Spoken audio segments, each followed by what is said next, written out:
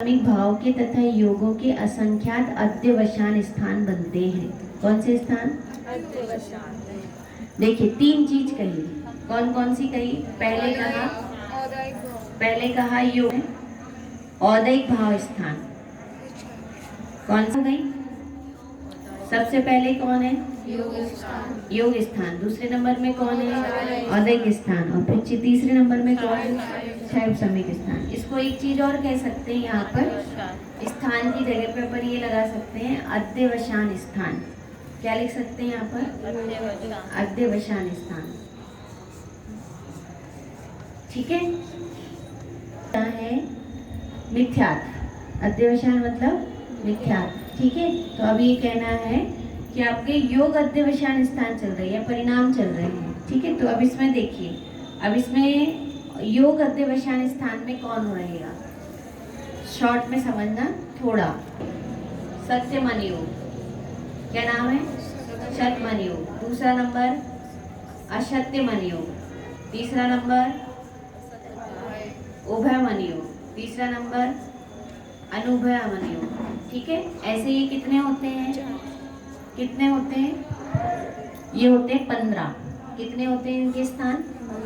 15 होते हैं। ठीक है। तो अब यहाँ पर ये कहना सत्य मन योग। आपका क्या चल रहा है? सत्य मन योग चल रहा है। सत्य मन योग चल रहा है मतलब क्या है कि आप सत्य के प्रति जिज्ञासु हैं। किसके प्रति जिज्ञासु है?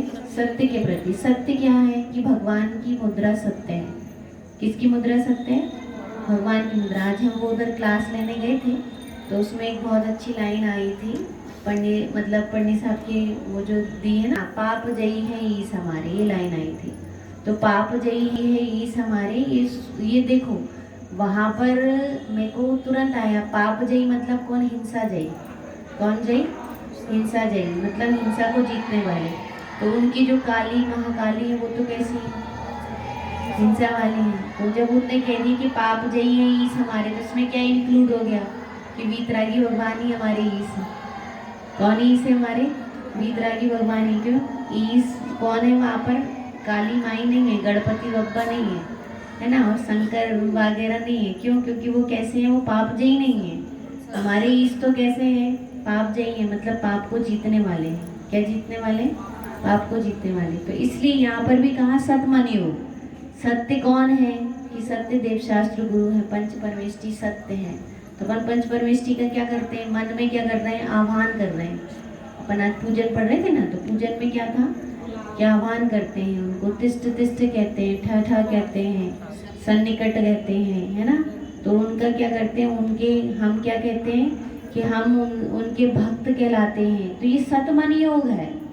यदि हम मन से उनका क्या करते हैं कि सत स्वरूप जो चीजें हैं, जो सत स्वरूप है उसका स्मरण करना सतमन योग है। कौन सा मन योग है? सत्य मन योग। अब ये कहना है कि सत्य मन योग चला, आपका क्रम से चला, है ना। और सत्य मन योग चलते गया, चलता गया। और सत्य मन योग के बाद कौन सा आ गया? असत्य मन योग आ गया। कौन सा आ गया?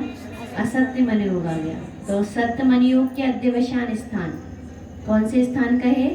अध्यवसान स्थान। तो इसमें कहा ना कि देखिए क्या कहा, योगों के क्रम से अध्यवसान स्थानों की सापेक्षता से फिर औदैक क्षयोपशमिक भावों के अध्यवसान स्थानों को क्रम से प्राप्त होना। तो हमारे भाव मंदिर में आकर अपने आप क्या लगता है? मंदिर में आके लगता है कि सही बात है, भगवान होते हैं, भगवान सत्य हैं, भगवान का स्वरूप ऐसा ही है। ऐसा यदि हमको लग रहा है तो वह क्या है? वो सत्य मन योग है। फिर हम वचनों से कह रहे हैं तो वह क्या है? सत्य वचन योग है।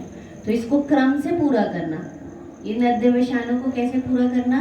क्रम से। अपने भाव हुए, आज मंदिर में आके अपने कैसे भाव हुए कि भगवान के सत्य स्वरूप का भान हुआ, भगवान का सत्य स्वरूप हमको ऐसा लगा कि भगवान सही में होते हैं।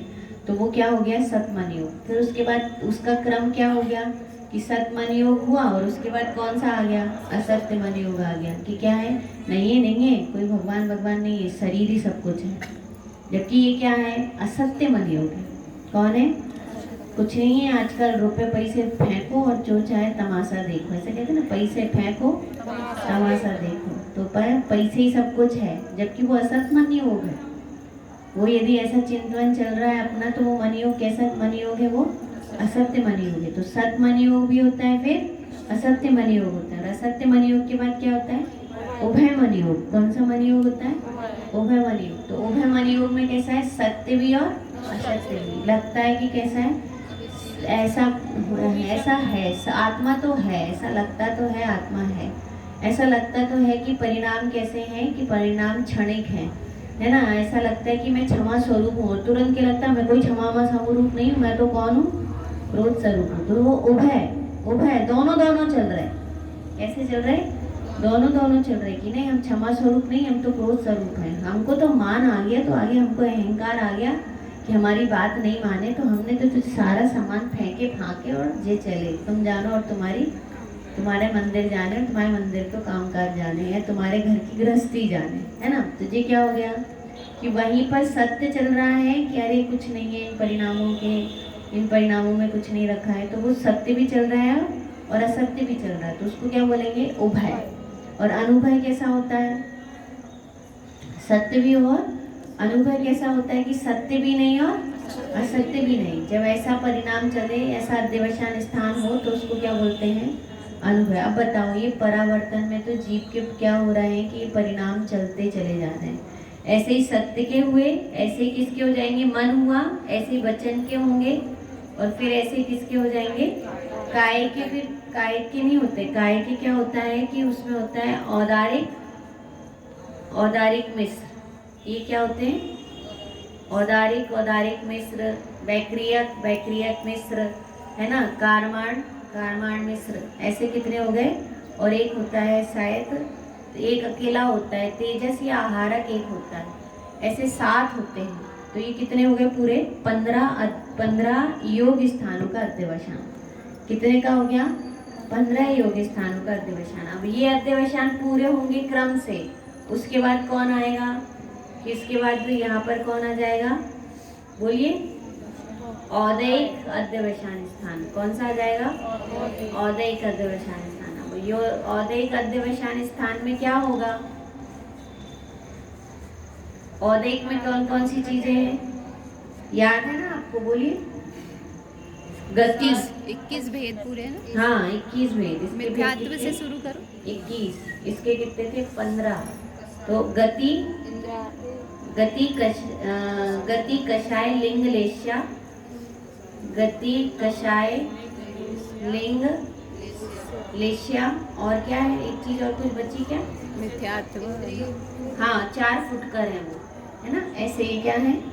4 फुटकर, जिसमें असिद्धत्व, मिथ्यात्व, अज्ञान, असंयम और असिद्धत्व। ऐसे ही कितने हैं? 21 भेद हैं। तो गति, अब अपने को क्या चल रहा है? गति औदिक भाव चल रहा है। कौन सा औदिक चल रहा है? गति औदिक भाव चल रहा है। तो मनुष्य गति का औदिक भाव चल रहा है। तो मनुष्य का गति का औदिक भाव जो किया, तो जैसा औदिक भाव किया वो फिर क्रम से कैसा होता जाए? पूरा होता चला जाए। कि मुंह से हाथ से खाने का भाव है, और कुत्ता बने तो कौन किससे खाने का भाव आएगा?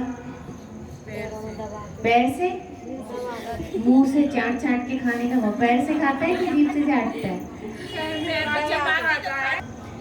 मुंह से खाता रहता है। भाव ठीक समझ में आया? उपवास है उनका अधिक भाव। फिर गति में चारों गति का एक क्रम से हुआ। उसके बाद कषाय नाम का अधिक भाव। कषाय में भी क्या हुआ? क्रम से कषाय हुआ, है ना। कषाय में भी देखो कितना क्रोध।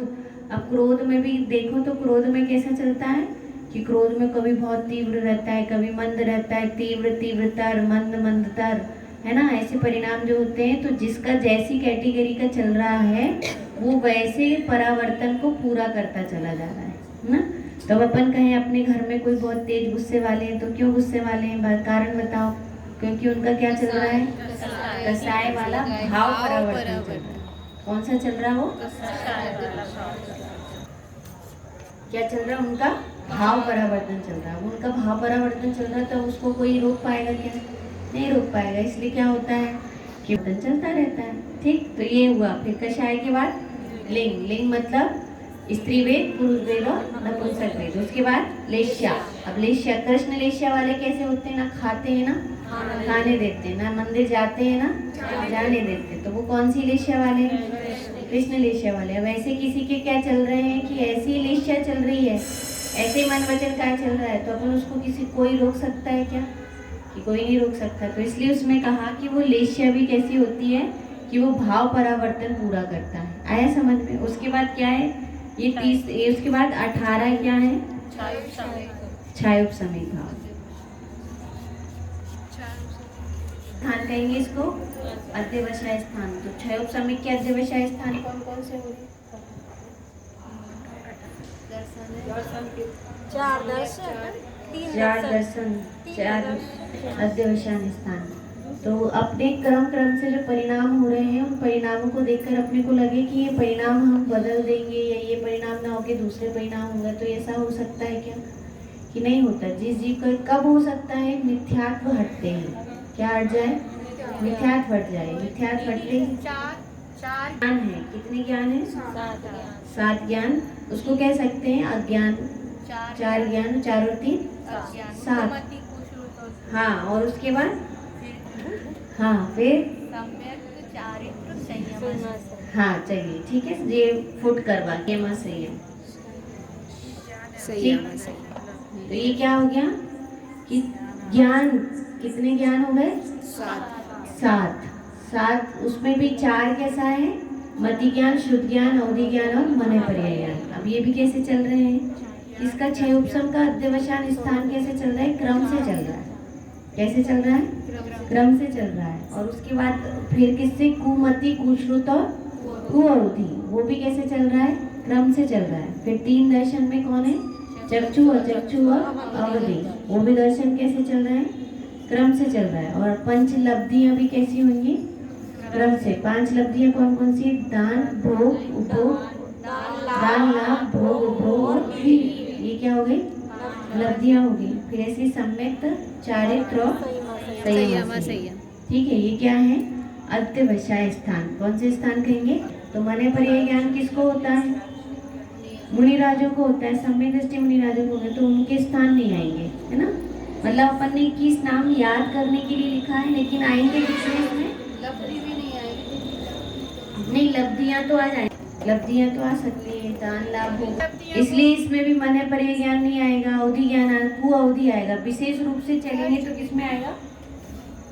किसमें? क्योंकि मिथ्या दृष्टि जीवों को है। कौन से जीवों को है? मिथ्या दृष्टि जीवों को है। तो मिथ्या दृष्टि जीवों को क्या होने वाला है कि मिथ्या दृष्टि जीवों को कुज्ञान होगा। क्या होगा?